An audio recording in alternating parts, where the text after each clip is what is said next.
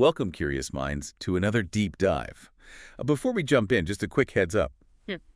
Today's narrative draws from source material containing some pretty graphic details. Yeah, definitely. We're talking crime, violence, and some mature themes, which, some listeners might find disturbing. Right. So listener discretion is advised. Our mission, as always, is just to analyze this complex human story, not to endorse its content. Exactly. Today, we're unpacking a truly compelling, sometimes, well, shocking, and ultimately very human narrative. Our source material, this extensive document titled Our Righteous Endeavor Revised, it plunges us right into the lives of two brothers. Jace and DJ. Yeah, and their bond gets seriously tested by tragedy, ambition, and this unexpected descent into a world most of us only read about in fiction. Indeed. Our mission today is really to extract the most important nuggets from this rich tapestry of events. We'll explore how loyalty can shape destiny, how sacrifice can redefine a future, and how the pursuit of justice, or maybe something like it, can lead down some unforeseen and morally complex paths. It's a story of brotherhood, love, and this intricate dance with the darker sides of human nature. You'll definitely find yourself questioning where lines are drawn, if they even exist sometimes. Right, and what it truly means to be well-informed about a life lived, right on the edge. Okay, let's unpack this. So let's get into it. Yeah. Okay, so right out of the gate, the source introduces us to Jace and DJ.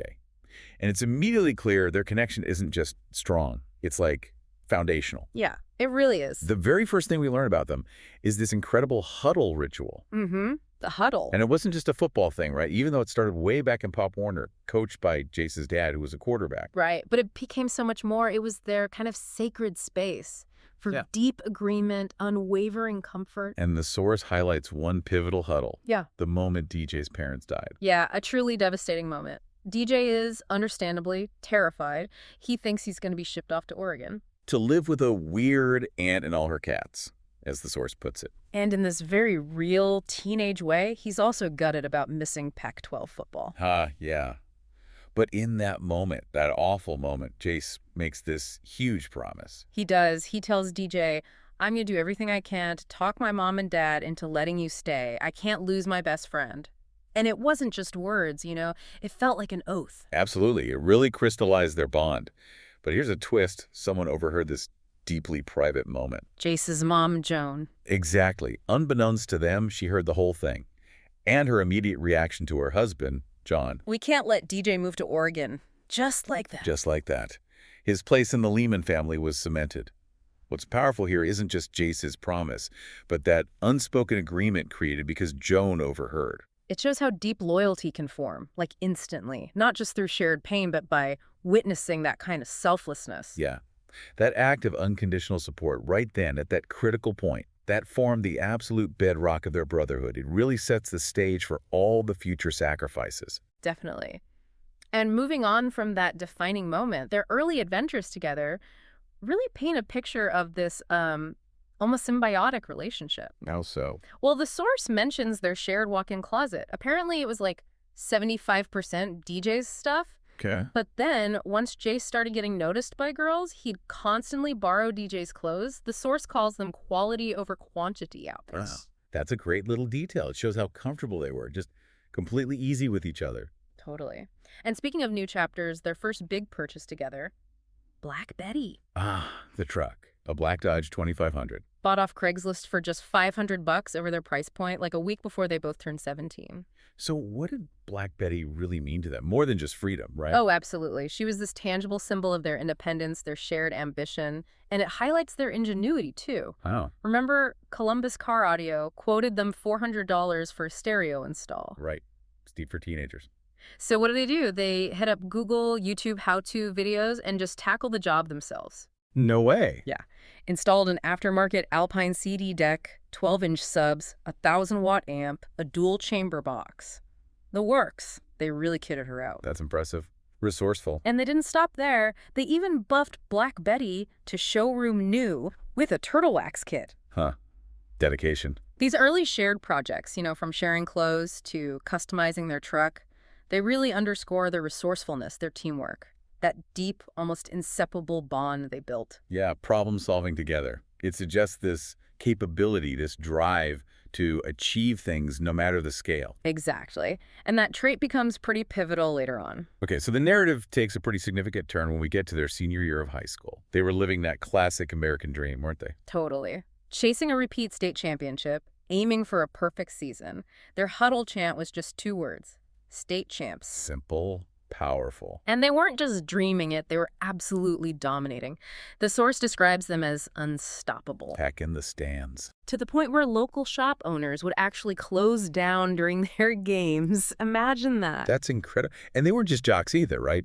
Jace makes sure they kept their grades up. Yeah, GPA's over 3.5. DJ scored a 28 on the ICT. Jace got a 30. Good scores. Which definitely attracted the big colleges. Power 5 conference scouts were all over them. They were absolutely on track for major college football careers. The path seemed clear. But, like in any good story, there are antagonists. For Jace and DJ, it was the Weasel twins. Ugh, yeah. The source describes some intense bad blood there, accusations flying around. Like their dad paying off refs. Exactly. And adding fuel to the fire, the twins had already committed to the school up north. You know the rivalry. Oh, yeah. So the championship game against them, Yeah. huge stakes. It was the absolute culmination of everything. Their ambition, that rivalry.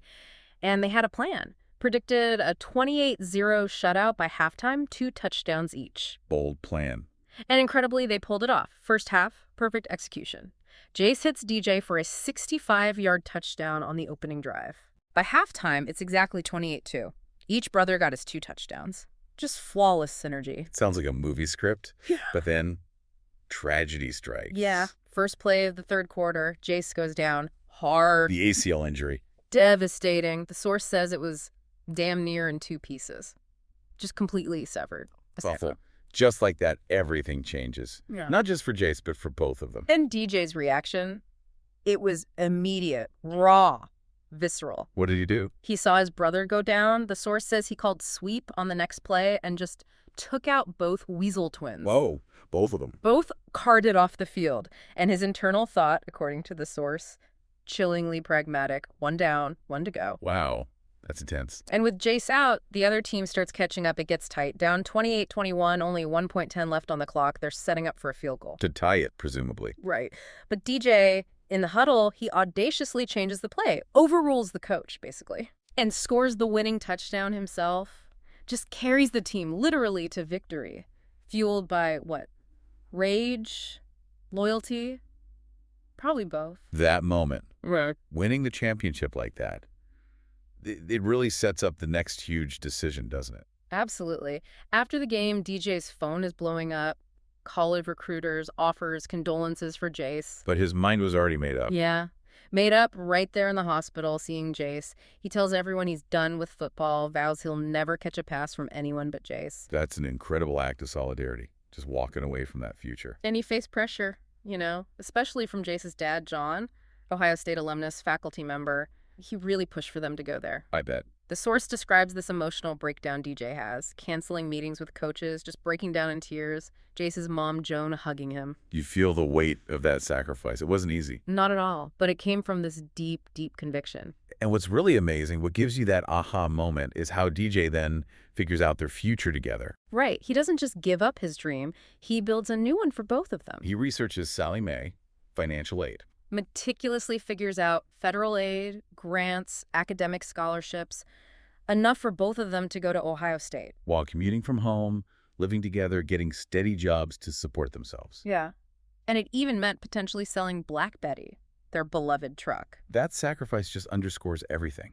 The depth of his love, his loyalty, brotherhood trumping those huge athletic dreams. It shows that for DJ, Jace's well-being wasn't just a priority, it was the only priority. It really lays bare what that unbreakable bond meant. So this incredible loyalty, this bond forged through shared history and sacrifice, it then takes this really unexpected and pretty dark turn. Yeah, things shift dramatically. After Jace's injury, his recovery is intense, grueling physical therapy, 5 days a week. And DJ, true to form, is right there. Every step of the way, acting as this relentless, if maybe unconventional, coach during Jace's workouts. Unconventional how? Well, the source notes his methods lacked professionalism, but they were weirdly effective. He actually got Jace 4 weeks ahead of schedule in his rehab. Wow. Whatever works, right. Right.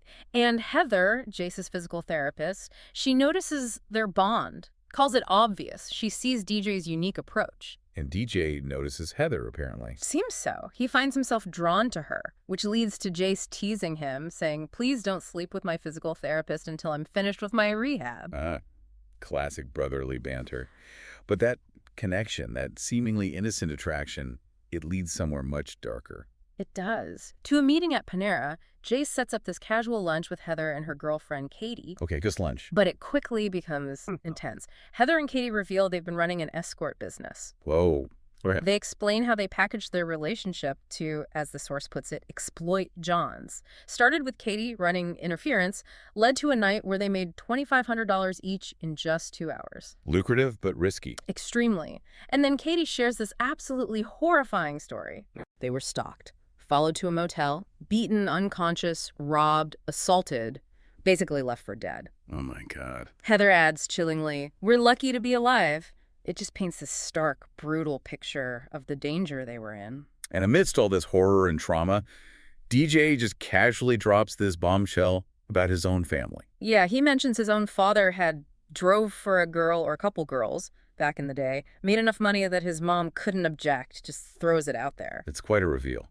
And then another twist, Heather knows his full name. Right. Dominican Jordan. She got it from a friend in admissions, apparently, and some history buff on the volleyball team recognized the Emperor connection. Small world, right? Very small, Yeah. getting smaller. So this shared vulnerability, this weird connection, what happens next? DJ, hearing their harrowing story, he just calmly suggests he could level the playing field, Meaning? hinting he could take an active protective role in their enterprise, offer security. The confidence in that statement after hearing what happened to them. It's astounding, calculated risk. And needing no more instruction, the source says, the boys just follow Heather and Katie, leave their old lives behind. Just like that. Loyalty, maybe opportunity. They step into what they call the game. Yeah. And their new base of operations, a shady motel accessed via an alley, a huge departure from football fields and family homes. And DJ reveals some unexpected skills. Unexpected and unsettling. Admits he carried at all times, could get illegal guns easily, a throwaway snub nose, or a Glock. Where did he learn this stuff? Good question. The source says he was an expert marksman with a sidearm since he was 16. Definitely not learned it in Pop Warner. Okay, so DJ's the muscle. What about Jace? Jace is the pragmatist, the planner. Immediately drafts a Craigslist ad for women seeking men. Uses a fake name, Hannah, writes co-eds ready and willing. Oh, boy. Then Heather pushes DJ to pose for men-seeking women ads. Apparently there's a market for BBWs who pay to play. How did DJ take that? Initial resistance, definitely. Source quotes him saying, "I'm not gay, and I'm certainly not going to start escorting a bunch of old creeps." Understandable. But he concedes quickly, shows his willingness to adapt, to do what needs doing for this new team. So they set up shop. Pricing, protocols. Meticulously. $400 an hour, $250 for a half. Double for both women. They worked out intricate safe words, signals, and the play-by-play. DJ's role in that. He's the lookout, the security. Posts up by vending machines, gets rooms under fake names, pays cash, always corner rooms on the second floor. It's like a mini operation. Designed for maximum security in a really dangerous world. Exactly. And the initial success. It was fast. Heather makes $1,600 her first night back. And DJ's presence. Immediately felt. One John apparently shuddered in DJ's shadow. He established himself quickly. Then Jace lines up 2 male clients for DJ, $600 an hour each. Wow. Things escalated quickly. Very quickly. It's startling, really, how the pursuit of safety, maybe financial stability, driven by loyalty, just pulls them into this world. They become active participants on that edge they used to just read about. It's a huge shift in their moral landscape. A point of no return, maybe. Hashtag 5E all in. Escalating violence in a temporary retreat. So they're in the game. It's working initially. But those dangerous undercurrents, they surface pretty fast, don't they? Brutally fast. The source details this absolutely terrifying incident. DJ hears a struggle through the thin motel wall. Oh, no. He busts in and finds a John straddling Heather, hands literally around her throat. Her lips were turning blue. Horrifying. What does DJ do? Pure, uncontrolled rage kicks in. He just spears the attacker, pins him down. Then he starts unleashing on the guy's head with brass knuckles. Oh, wow. He loses count after 8 blows. Heather has to scream at him, "Dom, that's enough," to get him to stop. Jeez. What happened to the attacker? Severely injured. The source says fucked up pretty bad, needed reconstructive surgeries, but he survived. And DJ, what did he do after? Chilling precision again. He stages the scene expertly, makes it look like an accidental fall, puts the guy in the bathroom, dials 911 from the guy's phone, leaves it by his hand. Why? He was confident the man wouldn't confess to assaulting an escort while trying to get help. He'd just claim he fell. Calculated. And Heather, how is she? Traumatized. Utterly helpless during the attack. Afterwards, just curled up with Katie, completely shattered. I can only imagine. This violence, it must have been a wake-up call. Absolutely. It cemented DJ's decision. He declared they were done with escorting. What did he say? Let's just get an easy 9 to 5. We've got enough saved up anyway. A resolute decision. Time to get out. A realization of the true cost. So they try to transition back to normal. Yeah, attempt to escape the shadows. They moved to a new apartment on North Campus. Fresh start. And Black Betty. Gone. Sold during the recession, actually, a casualty of their earlier financial needs. Replaced by a much more modest 1996 Chevy Lumina. Blue on navy blue. What do they call it? Blue. They still personalized it, but it was definitely a step back in terms of vehicle status. A step toward normalcy, though. And the search for those steady jobs. Led them to Hound Dog's Pizzeria, a place they actually frequented.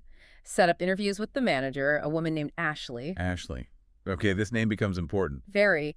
But the interview itself had this moment of lightness, which is kind of needed after the motel incident. What happened? DJ, being mischievous, tries to get Jace to pretend to be him for the interview. Why? Who knows? Just messing around. Leads to some funny confusion when Ashley figures out who the real DJ is. I bet. And Ashley actually compliments DJ, notices his keen eye for women's style, like her liquid eyeliner and a red lip. He appreciated the details. So that violent episode forces them back. They seek this conventional path. But they're definitely carrying the scars, right? The question really hangs there. How long can they truly stay out of those undercurrents once they've been pulled in? #tag V. Love, family secrets, and deeper criminal entanglements. Okay, so they're working at the pizza place, trying to live this normal life. But then new relationships start forming. Right, and these relationships maybe inevitably pull them right back into a deeper, much more complex underworld. DJ connects with Ashley, the manager. And Jace? He connects with Juliana, Ashley's sister and roommate. Their meeting was kind of sweet, actually. Jace met her during a beer delivery. Huh. And he did this simple old-fashioned thing. Opened her car door for her. Apparently only her father had ever done that. It made an impression. A small gesture, but meaningful, and the four of them hit it off. Yeah, the source mentions this playful keg challenge. Jace bets the girls that DJ can carry 2 full kegs by himself in under 60 seconds. Can he? Oh, yeah. But DJ, being the showman, he sells it, pretends to struggle, then nails it, impresses the girls. Feels like fun. They even became 2-time champs at the campus Golden Cup beer pong tournament. Dominated. You see glimpses of this ordinary, fun life they could have had. But DJ's connection with Ashley deepens. He's drawn to her style. Yeah, captivated by her whole presentation. The Chanel sunglasses, the No. 5 perfume, that signature red lip. He really appreciated the effort, saw it as reflecting her strength. And this leads to meeting her family. Exactly. An invitation to meet the Perillas for Tony's birthday dinner seems like a normal step in a relationship. But it turns out to be anything but normal. Far from it. This dinner just blows the lid off a whole world of secrets and connections. So tell us about the Perillas. First, Claudia, the mom. Tony's wife. Described as a retired Italian runway model type, but with a heart of a drill sergeant and a mouth like a sailor. Huh. Quite the combination. How did she react to DJ? Instantly adored him, wanted to call him Dominican for some reason, and she drops this casual mention of knowing a Sergeant Malati. Remember that name? Okay, Sergeant Malati, got it. And Tony Perilla, the dad, the birthday boy. The patriarch, described bluntly in the source as a mobster for a boss. Okay, there it is. We learn he has a history. Did time for tax evasion, 1991 to 1994, including a stint at the notorious Lucasville prison. Why was he locked up? Apparently stemmed from a rival DA's vendetta over some construction bid. Hints at deep-seated power struggles in the city. And then the bombshell connection. Yeah. Tony recognizes DJ's father, calls him Big D. Turns out, DJ's dad ran a powerful prison group called the Double R's Real Riders. No way. inside Lucasville. Seems likely. Tony is visibly shocked when he learns DJ's last name is Lehman, not Elizondo, which was his father's name. This must have just floored DJ. Had to. And it prompts DJ to finally reveal his full tragic story. Everything. Everything. Born Dominican Jordan Elizondo, March 6, 1991. His father, Dion, incarcerated until DJ was 10. Both parents killed in a car accident. On his 13th birthday. Yeah. March 6, 2004. A large truck with a brush guard ran their car off Route 670 East, rolled into a ravine. Awful. Paramedics confirmed 2 DOA. Later, a social worker confirmed their death, shattering any hope he had. Then the Lehmans adopted him. It's just raw, devastating vulnerability. How does Tony react to hearing all this? This incredibly painful story. Chillingly pragmatic. No sentimentality. His assessment. DJ is smart, savvy, and tough. An asset. Exactly. He sees potential, thinks DJ could take over and handle the responsibility, deems him a valuable asset. Wow. So that family dinner. Yeah. It changes everything. The criminal ties, Tony's connection to DJ's dad. It solidifies their immersion. It's not just about escorting or odd jobs anymore. This is about legacy, power, a dangerous new network, and a potentially very dark destiny for DJ. Okay, so this next part, the Zalinski incident. This is where things take a truly dark, really disturbing turn. Right after that dinner reveal. Pretty much. As a twisted kind of birthday gift, Tony drives DJ out to this shady neighborhood near Delaware, Route 42. Right. And there, DJ sees it. The truck, the black Dodge with the brush guard that ran his parents off the road. The exact truck, after all these years. Registered to a Mr. Zalinski since the year 2000. The past just literally parked right in front of him. Chilling. Unbelievable. And Jace gets involved here, too. Yeah, Jace uses his tech skills, what they call baby brush, basically hacking the DMV server. What does he find? Zalinski's got priors. Serious ones. Felonious assault and rape in the first degree. Oh, wow. And the crucial piece, Zalinski was incarcerated around the same time as DJ's dad. So not a coincidence. That's what DJ concludes. He forms this chilling theory. Zalinski knew his dad from prison, waited until 3 weeks after getting released. And intentionally ruined DJ's life on his 13th birthday as payback. Exactly. Calculated revenge. And that belief ignites this deep, cold need for retribution in DJ Justice in his eyes. So where does this retribution take place? At this infamous, dilapidated old garage they called The View. Why The View? It apparently overlooked the city's skyline from the top floor, but getting there was a journey. Known for its filthy puddles that ruined shoes and this pervasive, awful smell. What kind of smell? Source lists it grimly. Human piss, dog shit, puppy chow, gunpowder, and burning paper. Yeah. Just decay and despair. And the place itself was layered with crime, wasn't it? Oh, yeah. A true labyrinth of illicit activity. Basement, dog fights, first floor, dice games, heavy drinking, and something called the Octagon. The Octagon. A cleared-out corner where gambling debts were settled with bare-knuckle fights. Rough justice. What about the upper floors? Second floor was dangerously unstable. A car had fallen through from the roof years ago. Yeah. Covered in graffiti, riddled with bullet holes, Swiss cheese wall decorations, littered with needles, beer cans. Sounds like hell. And it had this notorious spot called the Corner, where horrific things happen. The third floor, though, that's where The View was. And that's the stage DJ chose. A macabre backdrop for what he was planning. Absolutely. Mm. So the act itself, how did DJ prepare? Meticulously. Chillingly focused. He brought his brass knuckles, naturally, a personal pint of Paul Mason brandy, which was apparently their childhood drink for trips to The View. A ritualistic element? Seems like it. He had a black trash bag with throwaway boots, 2 sizes too small, to hide his identity. Left his phone in the car, no digital trail. And Jace, did he know? He suspected. Finding those throwaway boots confirmed his fears. He knew DJ was up to no good, so he followed him. Arrived in time for the confrontation. Yeah. They find Zalinski bound in the trunk of the Challenger Tony likely provided. DJ drags him up to the 3rd floor, sits him right on the edge of that crater where the car fell through. He reveals his identity, shows Zalinski pictures of his parents, asks him, cold as ice, "My name is Dominican Jordan, and these are my mom and dad. Do you recognize them?" Confronting him directly. What happened next? The lethal injection. Carried out with this disturbing, methodical calm, DJ collects debris from the garage floor. Debris? Like what? A homeless man's urine, part of an old beer can. He melts down some yellowish mixture with a lighter, draws 100 cc's into a syringe, Oh, God. and injects it directly into a scar on Zalinski's arm. The source states Zalinski never took another breath. Just like that. Horrifyingly intimate, yet utterly ruthless. And then he stages the scene. Again, that chilling precision. Leaves partial prints on the syringe plunger, a full handprint on a 40-ounce bottle he brought, 3 prints on the beer can fragment after wiping them clean first. Ensures the syringe stays in Zalinski's arm. Why leave prints? Calculated risk. Maybe wanting some part of him identified with the act, but not enough for conviction? Hard to say for sure. He whispers, "Don't it feel good to be a gangster? Love you, Pop. Sorry, Ma." Wow, that mix of triumph, revenge, twisted affection. It's deeply unsettling.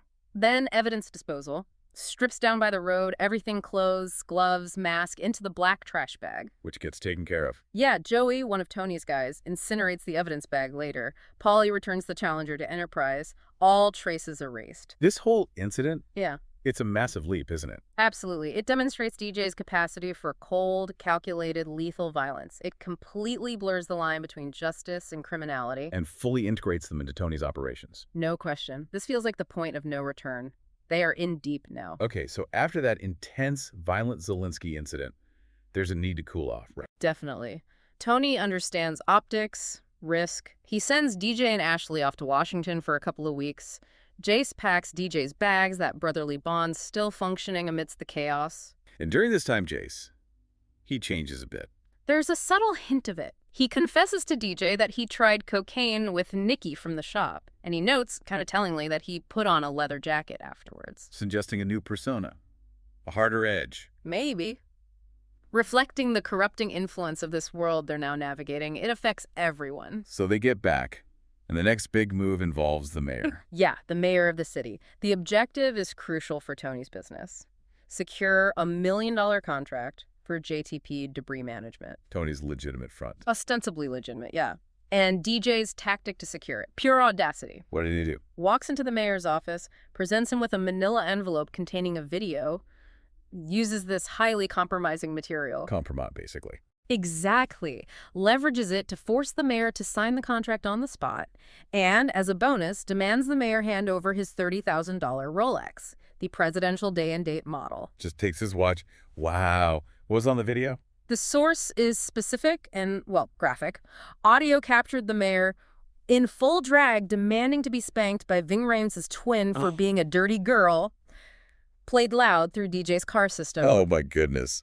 Utterly humiliating. Completely compromising. And DJ's demeanor through all this? Ice cold, I bet. Unflappable, calm, precise, ruthless.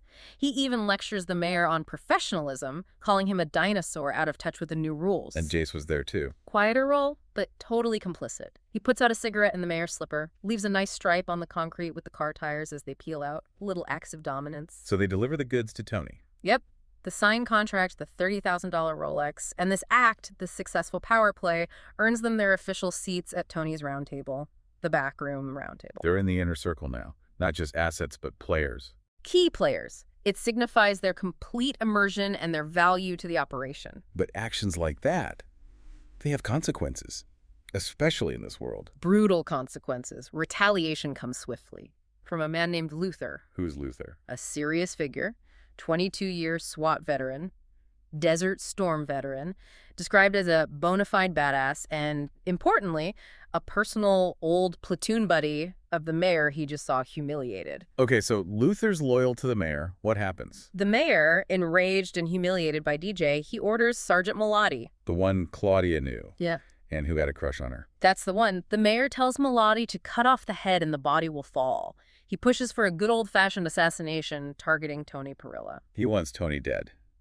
And Luther takes the job. It seems so. And his planning is described as disturbingly meticulous, professional. How so? Spends 21 days just on reconnaissance, gathering photos, schedules, uses a hidden Bluetooth camera to hack into Sunbelt Rentals' server to track Tony's exact movements via equipment rentals. Sophisticated surveillance. Signs out a nondescript white van for the hit.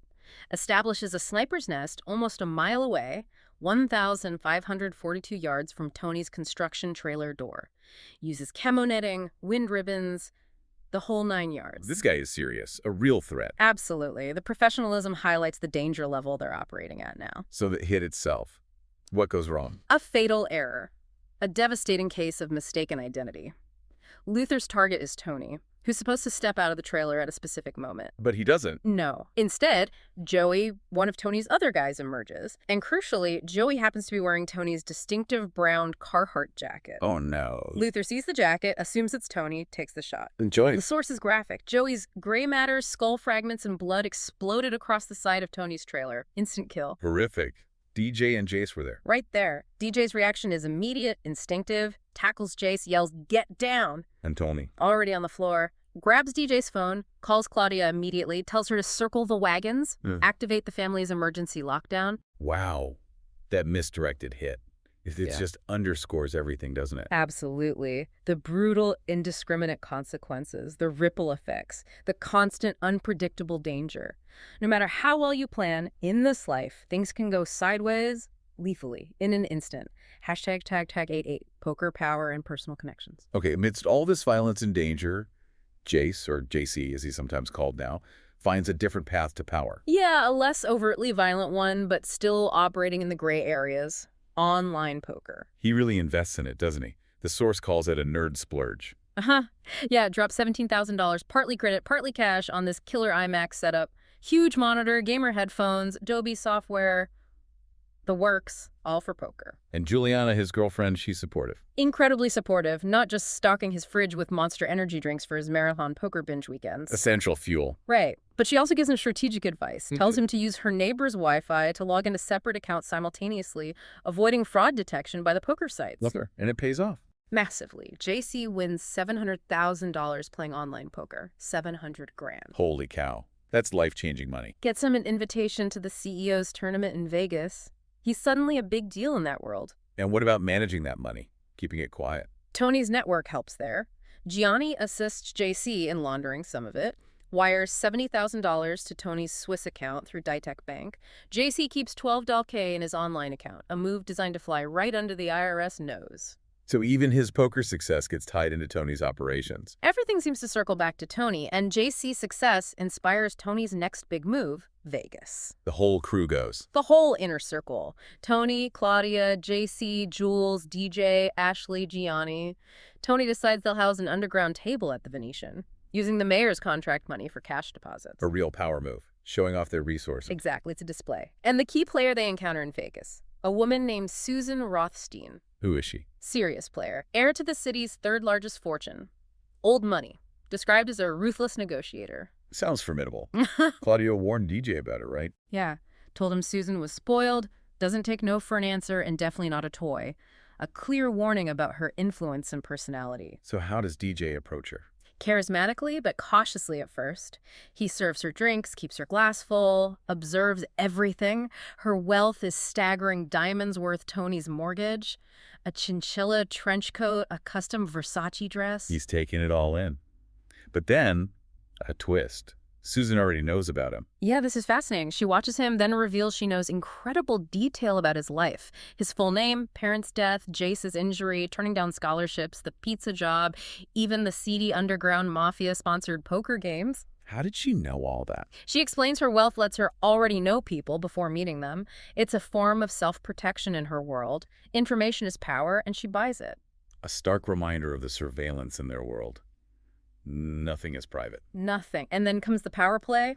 It gets intense. What happens? Susan, exuding the sexually charged confidence, tells DJ his next move is not up to me. It's a challenge to his control. How does DJ respond? By asserting absolute dominance, calculated ruthlessness. He grabs her, pulls her hair, forces her against the railing overlooking the casino floor. Whoa.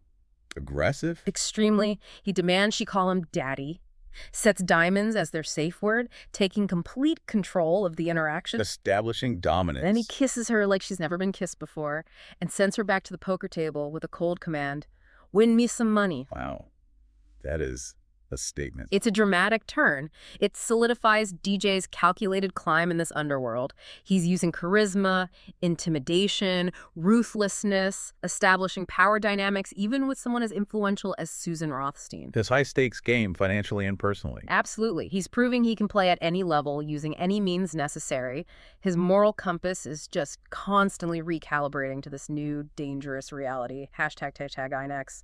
Love, trust, and the ground rules. So DJ's navigating this incredibly dangerous high-stakes world, even forming this intense connection with Susan Rothstein. But the emotional core, his relationship with Ashley, it's still there, right? Oh, absolutely. And it gets tested profoundly. Ashley, in this moment of real vulnerability, she just pours her heart out to DJ, What does she say? tells him he's incredible, that she wants him forever, that he's enough for her. She acknowledges the situation with Susan, this opportunity he has, but affirms her unconditional support. That takes a lot of trust, or maybe understanding of the life they're in. It does, and DJ's response is equally profound. He confesses Ashley has infiltrated every single secret compartment of my heart and my mind. Says he'd never wanted forever with anyone before her, that he yearns to belong to you. He promises unwavering, unconditional loyalty. Loyalty again, that central theme. And swears he'll follow any and all ground rules you lay out to a T. Then he makes this vow, kind of blurring the lines between love and his new life. What does he vow? To spend Susan's money entirely on Ashley, foreign cars, being waited on hand and foot, wearing YSL all day, every day. A very specific kind of provider fantasy. Right. And they even have this playful negotiation about their future. Ashley wants a white picket fence, no minivan. DJ demands his and her sinks, a seat in the shower, and a Dalmatian. Huh. A strangely domestic dream cropping up amidst the chaos. It shows that desire for normalcy is still there, somewhere deep down. But then Ashley lays down her ground rules regarding Susan. Driven by possessiveness, love, fear. Probably all three. The rules are strict.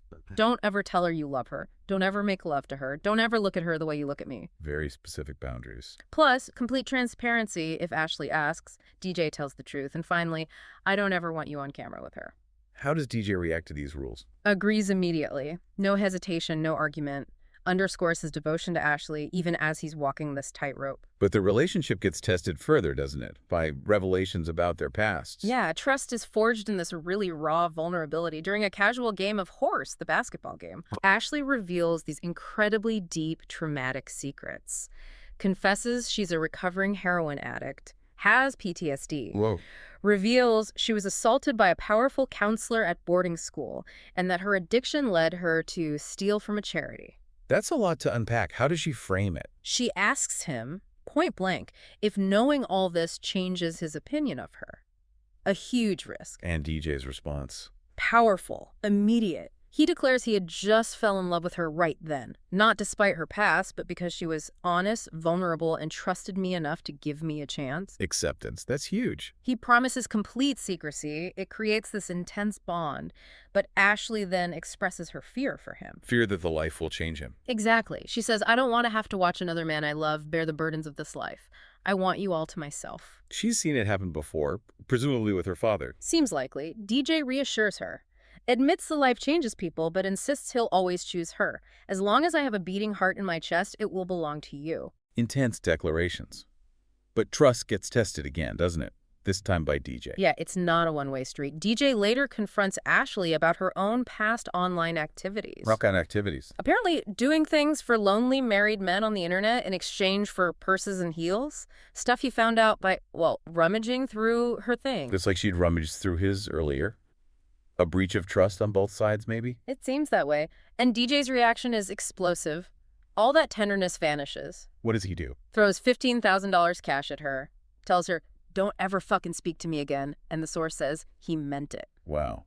Complete severing. Overperceived infidelity. Lack of exclusivity. Seems like it triggered something deep. Rage. Betrayal. Juliana, Ashley's sister, has to intervene. Finds DJ spewing in this sketchy bar called Two's. What does he tell her? Confesses his pain. Still furious about the creeps on the internet. Jules then tries to offer him a different perspective, a scenario to make him reconsider his harsh judgment. Trying to mend the break. Yeah. This whole section really dives deep into the emotional core. Even surrounded by crime and violence, these raw human emotions, love, trust, betrayal, possessiveness, they're paramount. But it also shows how dangerous and morally ambiguous this life is for relationships. It threatens even the strongest bonds. Absolutely. It forces them both to confront their pasts, their presence, and the fragility of trust in their circumstances. Okay, so despite that massive blow-up, DJ and Jace are now fully embedded in Tony's world. The next step is actually working for his company, right? JTP Debris Management. Yeah, the legitimate business. And the job negotiations themselves are, well, they're classic Parilla family dynamics. How so? Tony offers DJ and Jace a starting wage, $10 an hour. $10. After everything they've done, extorting mayors, dealing with assassins? Seems low, right? And Ashley immediately jumps in, fiercely protective of DJ. What did she say? Points out that Joey and Polly, Tony's other less than productive associates, make $15 an hour. She argues DJ is worth more than 10 bitch-ass dollars an hour, especially because he's dating Tony's daughter. Huh. Doesn't hold back. How does Tony react? Flat refusal. Not a dime more. Hard line. Although, the source hints Claudia's subtle influence might have been behind the initial offer itself. A manipulation. A test. Seems like a test. Tony's underlying goal, the source reveals, was to make it a point to try and make our boyfriends quit. Why? To ensure his daughters ended up with men willing to work hard, even for low wages initially, to prove they could eventually provide the lifestyle they were used to. A weird, controlling kind of test of commitment. And DJ sees this. He understands the game being played. Oh, yeah. He observes the whole meticulously planned-out dynamic of the wage negotiation, acknowledges their spoiled existence and the subtle power plays within the family. He gets it. So despite the lowball offer, which might make anyone else walk, DJ takes the job. He does. And he doesn't stay at 10 hours for long. He quickly moves into a much more significant role. Which is? Foreman in training.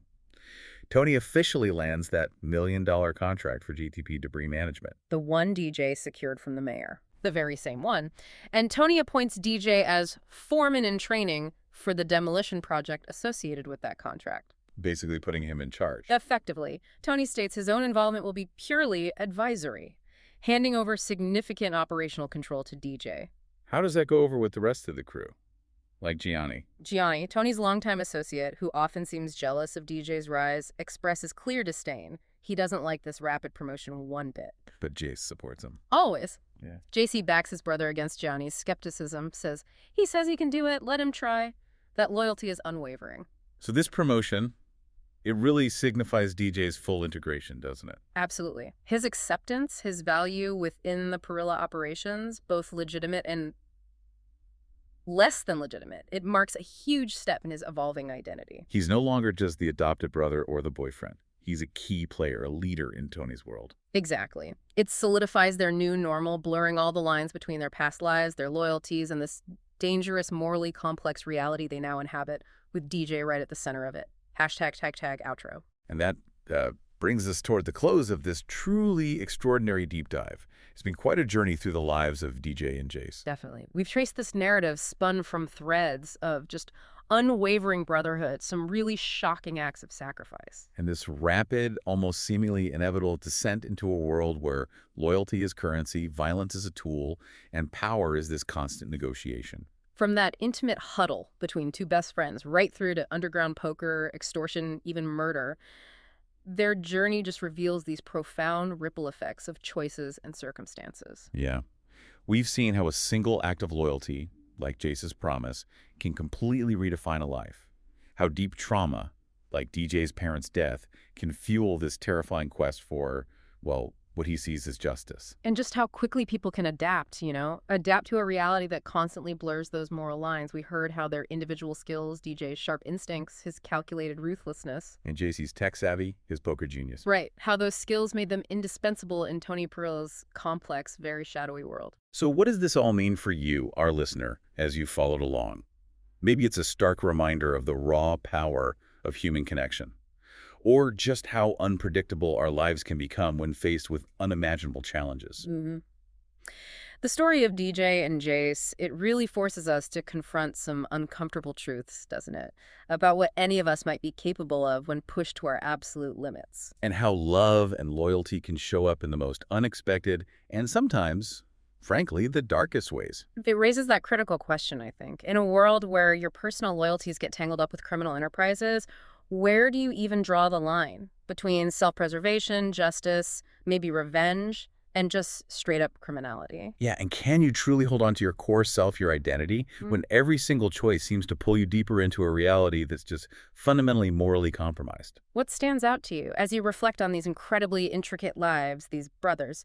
Consider this maybe provocative thought. If love and loyalty are the most powerful forces driving us, how far would you actually go?